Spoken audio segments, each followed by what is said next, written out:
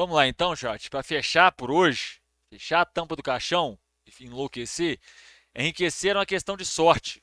Um vídeo para 2023, né? No caso é uma pergunta, tá? Enriqueceram a questão de sorte? Então vamos lá.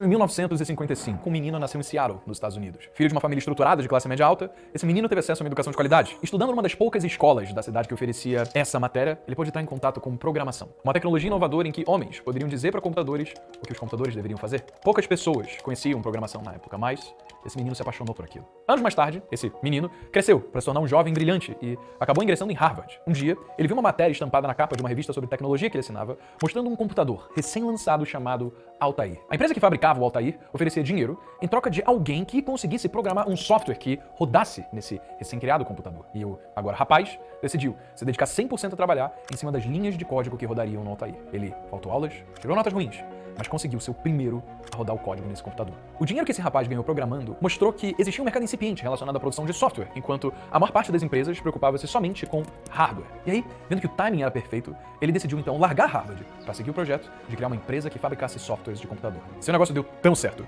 que esse rapaz se tornou na sua época o homem mais novo a tornar-se bilionário. E até hoje, mais de 40 anos depois, ele se mantém na lista dos homens mais ricos do mundo. Seu nome?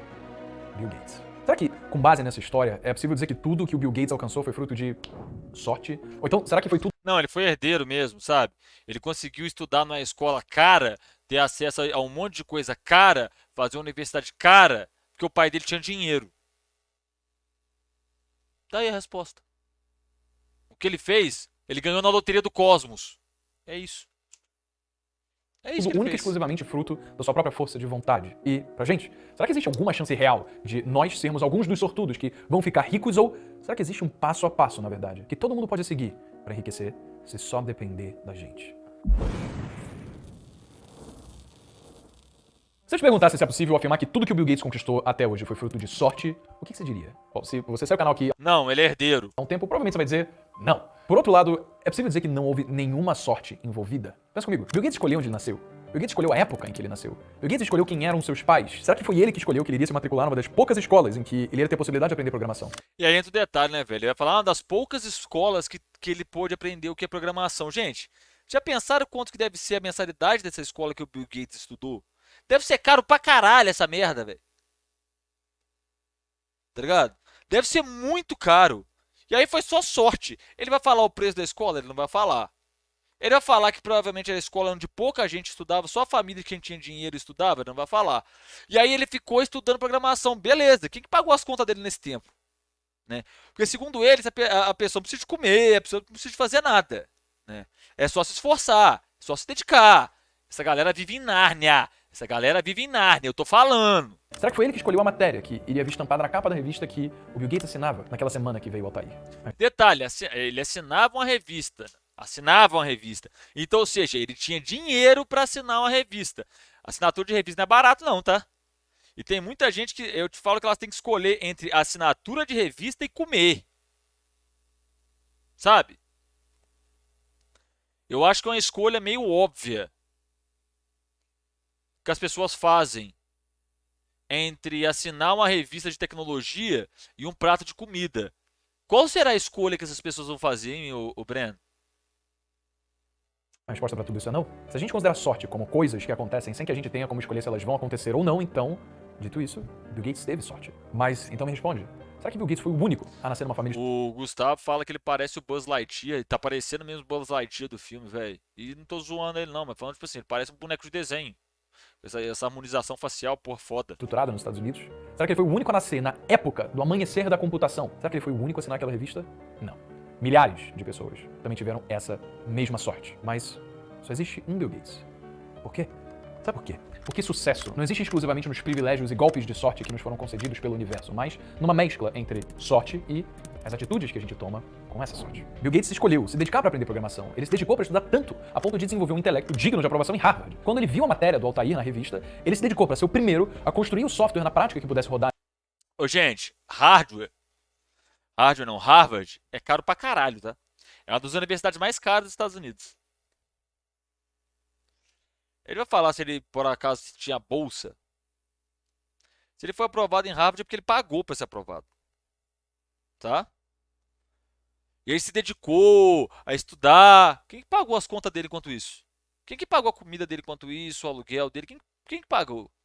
A família dele? Ah, ele, herdeiro. Ah, essa parte ele não conta.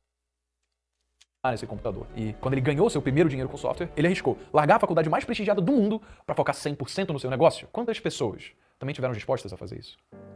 Só uma. Então, a verdade é que Bill Gates teve sorte, mas também houve milhares de pessoas com a sua mesma sorte. O que diferencia o Bill Gates de todas as outras pessoas é o que ele escolheu fazer com a sorte que lhe foi concedida. Ele exerceu um alto retorno sobre a sorte. Alguém pode dar toda a sorte do mundo, mas se esse alguém não fizer nada com isso, então vai terminar como qualquer outro. Agora, outra pessoa, por outro lado, que teve exatamente essa mesma sorte, pode encarar isso como um palco lindo para poder estudar, trabalhar, arriscar e criar coisas que vão o expor a exercer um alto retorno sobre essa sorte que lhe foi dada. O que a gente escolhe fazer, dada a sorte que nos foi concedida, é o que muda o jogo. Por isso que a gente é constantemente bombardeado pelos ditados: sucesso acontece quando oportunidade encontra preparo. Ou então, quanto mais alguém trabalha, mais sortudo ela fica. Afinal, se a sorte ou a oportunidade bateu na nossa porta, mas a gente não estava preparado para identificá-la, vai ser como se ela nunca tivesse aparecido. Presta atenção que agora vai ficar claro. A gente consegue entender o conceito de retorno sobre a sorte num plano cartesiano, em que no eixo Y a gente vê o nível Plano cartesiano. Do fundo do meu ser, eu odeio quem usa plano cartesiano para explicar qualquer coisa dentro do campo das ciências sociais. Isso é tão pobre em tantos níveis, vocês não têm noção, de velho. sucesso de um indivíduo. E no eixo X a gente vê a sorte que esse indivíduo tem em certos momentos da vida. O que normalmente acontece com a maior parte das pessoas é que elas de fato têm momentos de sorte ao longo da vida, assim como milhares de outras pessoas. Mas alguns indivíduos, mesmo com a mesma sorte, especificamente acabaram saindo da média e estudaram e se arriscaram mais do que os outros. Com isso, eles desenvolveram uma Quantos gênios a gente já não perdeu pra PM do Rio de Janeiro, hein? Ou pra PM de São Paulo, pra PM de Minas. Quem tá na periferia matando deliberadamente. Quantas pessoas a gente já não perdeu, né? Quantos gênios a gente já não perdeu? Quantos grandes cientistas a gente já não perdeu? Porque simplesmente o sistema no qual elas vivem bota elas na marginalidade. Fazem elas ter que trabalhar com 14, 15 anos para poder ser arrimo de família. Quantas pessoas, hein? Quantas pessoas a gente já não perdeu, né? O tráfico de drogas, né? Quantos gêneros a gente já não perdeu pro tráfico de drogas? Porque a pessoa estava desesperada para conseguir ter dinheiro para se alimentar e não conseguia emprego e foi pro tráfico de droga porque não tinha outra esperança, não tinha outra saída, não é? Quantas vidas já foram destruídas por diversas ações da PM, pelas chacinas que a PM faz na favela? Quantas pessoas, quantos gênios a gente já não perdeu porque eles não tiveram acesso a um direito básico, sabe? Básico mesmo, chama-se educação, saúde e segurança. Eu não estou pedindo que as pessoas tenham uma mansão, eu estou pedindo educação, saúde e segurança. Quantas pessoas? Quantos doutorandos a gente já não perdeu porque a pessoa completou o ensino médio e não teve condição de pagar um cursinho? Ou não teve o direito de fazer um cursinho preparatório? Quantas? Sorte, né? Não é o sistema, não. Quando a pessoa dá certo, é o sistema que te proporciona as ferramentas. Quando dá errado, a culpa é sua. Porque é assim que funciona. É assim que é a argumentação dessa galera. É no mau caratismo, mesmo, puro e seco. É só mau caratismo, tá? É só isso. percepção a ponto de poderem identificar mais oportunidades e, daí, extrair um alto retorno sobre a sorte. Acontece que sorte é assimétrica, para bem ou para mal. Sorte multiplica o sucesso que uma pessoa pode ter. Por outro lado, azar, o contrário de sorte, pode acabar com o jogo. Por exemplo, se alguém nasce numa civilização isolada, sem acesso à internet ou ao resto da civilização global, as chances dela se tornar um Bill Gates tendem a zero. Além de que existem outros tipos de azar. Uma criança pode se afogar na piscina aos 7 anos de idade. Um ator promissor pode pegar Parkinson aos 30 anos e ter a sua carreira encerrada. Um senhor pode cair da laje de sua casa quando ele estiver mexendo em algo no telhado aos 60 anos. A cada dia, uma série de dados são rodados para definir o que vai acontecer com a nossa vida. Portanto, quanto mais dias a gente vive, mais dados de acaso são jogados. Então, todo dia, em algum lugar, alguém dá o azar de seu dado rolar uma falha crítica e a vida dessa pessoa termina naquele É dia. claro, a vida é um jogo de RPG. A vida é um jogo de RPG, né? Não tem complexidades envolvendo as suas relações, não tem questões emocionais envolvendo o seu desenvolvimento como pessoa. Por exemplo, já tem N pesquisas que falam que crianças que são criadas só pela mãe, tem, não tem uma figura paterna, isso causa um déficit na pessoa. Tem N pesquisas falando sobre a questão de crescer, da necessidade de uma família sólida, bem estruturada, né? Tem a questão também, por exemplo, dos pais que não têm tempo para passar com seus filhos, para se dedicar aos seus filhos, para entender os seus filhos, né? Tem aquelas famílias que são desestruturadas pela questão de vícios, de doenças, de patologias, mas é só um dado, é só um dado, tá ligado? Você só deu azar de tirar um no dado e pegar Parkinson. Não é? Não tem uma condição hereditária sobre isso. Não é? O alcoolismo também não tem uma condição hereditária, porque você tirou falha, você jogou o dado, tirou um, que você vai ter alcoolismo. Né? Então, se for pegar por essa lógica, Deus é um narrador muito cruel. Mas quando o azar não encerra o jogo, não quer dizer que não há o que fazer. Aaron Ralston estava escalando um canyon aos 47 anos de idade, quando uma pedra prendeu uma das suas mãos e, depois de 4 dias, ele amputou seu braço direito com um canivete. Paolo Antonini foi atropelado na porta da sua casa por uma motorista embriagada, o que levou a perder sua perna esquerda. E foi engraçado que todas as pessoas que eu citei lembram desses períodos embaixo de sua vida e dizem: eu acho que poderia ter sido pior. E elas continuam trabalhando. Elas não pararam, elas não se deixaram E se pegar a exceção e tornar regra, o nome disso é canalice. sucumbir a ódio ou uma vida de reclamações. Elas não culparam outras pessoas pelo que aconteceu com elas. Aaron Ralston publicou um livro contando a sua história, o que culminou numa produção hollywoodiana de um filme chamado 127 Horas. Paolo Antonini criou um instituto voltado para ajudar crianças com deficiência. Elas reconheceram que não é possível mudar o passado. Elas aceitaram o que aconteceu como fonte de aprendizado e simplesmente decidiram que isso não iria mudar a forma como elas encaram o mundo. Mas, mais do que isso, essas pessoas decidiram exercer um alto retorno sobre o azar e vestir o azar como uma medalha de honra. Dependendo da forma como a gente escolhe interpretar as coisas ruins que acontecem, acaba que as maiores dificuldades da vida podem justamente ser também onde a gente traz maiores oportunidades. Então, olha pra história das pessoas. Depois vai em frente. Me fala que você tá tendo um dia ruim. Me fala do trânsito. Me fala do seu chefe que só dá desaforo. Me fala da faculdade que você quer largar já tem 2 anos. Reclama de como o despertador te impede de sonhar as manhãs e como o botão soneca dura menos tempo que devia. Doideira, né? A maior parte de nós é abençoado de viver tragédias tão pequenas que cabem na ponta da língua. E depois a gente acha que não tem sorte. Por isso uma sugestão. Quando parecer que o seu anjo da guarda tirou férias e esqueceu de dar aviso prévio. Quando parecer que Deus é uma babá que tá sempre no celular. Quando parecer que o seu dia é uma série de decepções causadas por eventos que ficam fora do seu controle, se lembra que músculo é criado por levantarmos repetidamente aquilo que é feito para nos pesar. Quando você for preenchido por um sentimento de por que isso tá acontecendo comigo? Porque eu chama isso de exercício. A vida é uma academia com uma política de cancelamento bem complicada, então só aceita que o que aconteceu, aconteceu e que tá no passado e bola pra frente. No final, as coisas ruins, os azares, podem muito bem servir como um baita arco de storytelling. Cara, na moral, esse vídeo tá parecendo sabe aquela sessão de autoajuda de livraria? Só tem livro merda? É um compilado. Só tem merda.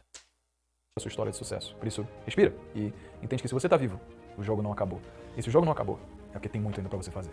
E mesmo se olhar pra cada desafio como uma oportunidade de crescer não for o suficiente, você lembra de quantas pessoas morrem por desnutrição todos os anos? Você lembra de quantas pessoas estão, nesse momento agora, rezando com o joelho no chão duro, pedindo pra ter exatamente o que você tem? Porque às vezes não importa se o copo tá meio cheio ou meio vazio, se tem água no copo, bebe essa porra e para de reclamar. Se a gente respira, se o nosso coração bate, se a gente tem comida na mesa e gente que nos ama, a gente foi dada a sorte de ter todos os recursos que a gente precisa pra levantar e continuar tentando. E a conclusão... Aí você pega a quantidade de jovem que tem aí, que perdeu o pai, que o pai foi assassinado numa operação policial, a quantidade de jovem que não tem o pai porque ele abandonou a sua mãe quando ela estava grávida. Sorte. Sorte. Você tem pai? Sorte. Tem toda uma questão social, de domínio sobre o corpo da mulher, de inferiorizar a mulher. Não, sorte. Drogas, vício em drogas, sorte. Sorte. Claro, a vida é a gente tá no cassino do cosmos, tá ligado? E Deus é o croupier. O que a gente tira disso é que sorte ou azar são coisas que, por definição, acontecem independentemente da gente ter escolha sobre elas ou não. Porque a gente... escolha. Aí eu vou voltar de novo naquele ponto. Uma pessoa tem que escolher entre estudar programação e comer. Qual que você acha que ela vai escolher? Eu tenho o dom de parar nos frames bem merda, né? Escolhe é como interpretar e o que fazer com as coisas que acontecem com a gente. Então, responde você. O que você vai fazer com a sorte que você tem? Comenta aqui embaixo e aproveita que vai fazer isso e deixa o like, porque estatisticamente a sorte multiplica em 10 vezes quando você aperta o joinha. Com certeza eu não vou fazer uma isso. ressalva. não viva cada dia como se fosse o último. Isso te convida a ser imprudente, a gastar tudo que você tem, ou então a fazer coisas que, se você estiver vivo amanhã, você provavelmente vai se arrepender. Então, faça cada ato como se esse ato fosse o último. Porque excelência vem de mãos dadas ao sucesso. Então, quando você reconhece os privilégios que lhes foram concedidos, estuda, arrisca, empreende. Porque assim, na verdade, o que você está fazendo é seguindo os passos que os maiores do planeta seguiram ao executar seu trabalho com excelência. Elon Musk... O Elon Musk herdou a mina de esmeralda do pai no auge do apartheid. Ele nunca produziu porra nenhuma. A única coisa que ele conseguiu fazer foi solucionar a própria calvície. Sua infância, ele lia livros de ficção, ele tinha tesão por conhecimento. Quando ele era adolescente, ele consumiu um curso... Livro de ficção. Tesão por conhecimento. Você quer conhecimento? Leia Senhor dos Anéis. De programação em tempo recorde. Ele tinha duração de 6 meses e o Elon Musk consumiu o curso inteiro em 3 dias. E aí, ele construiu um jogo. Isso é humanamente impossível. Simples. Isso é humanamente impossível. Isso é mentira. Não tem como a pessoa consumir um conteúdo de 6 meses em 3 dias. Se ele fez isso, ele não aprendeu bosta nenhuma. Chamado de Blaster, que era basicamente um joguinho de espaçonave, que depois o Elon Musk vendeu e ganhou dinheiro com isso. E Elon então deixou a África do Sul, seu país de origem, e se mudou pro Canadá para fazer faculdade lá. Em pouco tempo ele pediu transferência para uma outra universidade nos Estados Unidos, onde ele parou para começar uma empresa chamada Zip2. E essa empresa depois foi vendida e Elon Musk embolsou seus primeiros milhões, que ele usou para construir a X.com, que se fundiu posteriormente com a PayPal, e a PayPal depois foi vendida pro eBay, fazendo com que o Elon Musk embolsasse 180 milhões de dólares. Desses 180 milhões de dólares, o Elon Musk pegou tudo. 100% dele e investiu em suas outras 2 iniciativas, a SpaceX e a Tesla. E não só ele... As 2 iniciativas, não. Ele comprou a Tesla. Ele não criou a Tesla nem a SpaceX. Ele comprou as 2. Arriscou todo o seu dinheiro, como eventualmente ele precisou pedir dinheiro emprestado para conseguir pagar aluguel dada a situação financeira difícil que ambos esses negócios estavam passando. Elon Musk estudou, arriscou repetidas vezes e, mesmo apesar de ter zerado a vida, ele continuou empreendendo. Percebeu o processo? Não? Vamos de novo. Jeff Bezos também era um cara estudioso. Jeff Bezos estudou em Princeton. Princeton. A universidade mais cara dos Estados Unidos. Sem bolsa. Pegou 100 mil dólares emprestado do pai em 1991 e fundou a Amazon. Faça o exercício, você que está em casa, que está aí vendo pelo YouTube, ou a galera que está aqui comigo na Twitch, e faz a conversão monetária, faz o ajuste monetário para trás. Procura saber o que é 100 mil dólares em 1991. Ele passou para a Universidade de Princeton, onde se formou um engenheiro da computação. Posteriormente, ele conseguiu uma carreira estável dentro de um fundo de investimentos, onde ele teve contato com Wall Street. Conversando com seu chefe, Bezos falou sobre essa ideia que ele tinha de começar um e-commerce nessa coisa nova chamada de internet. E aí, Bezos largou seu emprego estável para começar um negócio no mercado incipiente, que só poucas pessoas sabiam o que era. E assim, ele começou a Amazon. Jeff Bezos foi o primeiro homem no mundo a conquistar um patrimônio de mais de 100 bilhões de dólares. Ele estudou, arriscou, empreendeu. Bill Gates, Elon Musk. Tá vendo como é que ele pega só o exemplo, descontextualiza tudo, não conta a história inteira para corroborar o que ele fala? O nome disso é canalice, gente. O nome disso é mau caratismo. E Jeff Bezos estudaram, arriscaram, empreenderam. Sabe por quê? Porque se essas pessoas fossem perguntadas o que ia acontecer caso elas seguissem um caminho alternativo, o caminho da segurança, que todos eles já tinham, eles simplesmente olhariam e diriam: eu não consigo imaginar suportar a dor do arrependimento de não ter arriscado e ido atrás dos meus sonhos. Porque comparado à estabilidade de terem continuado no caminho seguro de suas vidas, eles se perguntariam: e se eu tivesse arriscado? E se eu tivesse ido atrás? E se eu tivesse empreendido? E se a gente analisar a lista das pessoas mais bem-sucedidas da Forbes, por exemplo, a gente vê uma coisa em comum entre esses grandes indivíduos, é que eles são empreendedores. São pessoas que abriram empresas, elas estudaram, arriscaram, empreenderam. Então aproveita a sorte que é poder arriscar e começar aquele projeto que você sempre quis. Sim, a gente não foi dado empreendedorismo na escola, mas se você reconhece os privilégios que você tem, entende que se você quiser abrir mão de algo que te tira o foco hoje para se dedicar inteiramente no seu negócio, você pode, porque você ainda vai garantidamente ter comida para comer, teto sobre qual morar e cama onde dormir. E também, você provavelmente está no melhor momento da sua vida para estudar, arriscar, empreender. Eu posso ajudar no primeiro Vai vender um curso agora. passo dessa jornada. Toda segunda-feira eu faço uma live chamada Noite de Negócio. Tá aí! Tá aí, ó. Tá aí, ó. Enrolou. Omitiu um monte de fato, um monte de todos os caras que ele falou. Todos. E depois vendeu o curso. Tá vendo como é que você acerta sempre? Negócios, que é gratuita, onde o meu objetivo é passar conteúdo que eu entendo. Ô, gente, não vou me alongar muito, porque, tipo assim, é aquele negócio. Ele pega fatos, ele pega a realidade, corta ela ao bel prazer, omite um monte deles. Não vai falar que o Bill Gates já vinha de família rica. Não falou. O Jeff Bezos pegou o empréstimo de 100 mil dólares. Pegou o empréstimo com quem? Com o pai. Ah, ele passou em Princeton. Quem que pagou a faculdade? O pai. O Elon Musk herdou uma mina de esmeralda na Zâmbia. E a mãe dele também era milionária. Tá entendendo? por isso que não dá, velho. Não dá. Essa galera é muito mau caráter. É tipo assim, é profundamente irritante porque ele vai distorcer a realidade só para corroborar seus pontos. O que todos têm em comum: homens brancos, ricos e herdeiros. Exatamente. É exatamente. O que todos eles têm em comum é isso: homens brancos, ricos e herdeiros. E aí, você não precisa nem ser um gênio para perceber isso, cara. Nem ser um gênio. Basta você olhar a realidade e procurar saber a história desses caras. A Amazon, gente, ela ficou 10 anos. Ela demorou 10 anos para dar seu primeiro balanço positivo. 10 anos.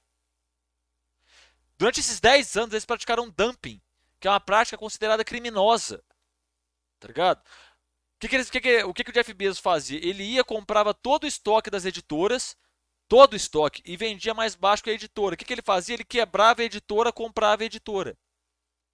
Ele fez isso durante 10 anos. Aí fica a pergunta: quem que pagou o prejuízo dessas empresas durante 10 anos? Quem que pagou o prejuízo da Amazon durante 10 anos? Não é? Ele conta essa parte? Ele não conta. Quem quiser saber a história do Bill Gates, procura aí Piratas do Vale do Silício. É uma biografia não autorizada. Dele e do Steve Jobs. Ele vai mostrar como é que os dois são dois canalha. Tá? É bem interessante. Né? E ainda assim, essa biografia ainda tem problemas, que não vai contar sobre a vida pessoal dos caras e tudo mais. Mas recomendo. Piratas do Vale do Silício. Procure e assista. Vale a pena. Tá? Para você que está vendo esse cortezito no YouTube, muito obrigado pela sua audiência. Aqui na tela estão pipocando para vocês o vídeo aqui nesse canto de cá, e nesse canto de cá tem a bolinha. Se inscreve aí, deixa o like, quer apoiar, ó, tem aqui, ó, o QR Codezinho, ó. Pera aí, deixa eu virar aqui, ó. Aqui o QR Codezinho. A câmera não está espelhada mais, eu tô me perdendo, tá? Se quiser deixar o apoio, deixa aí. Eu vou ficando por aqui. Um beijo no seu coração. Até a próxima e falou!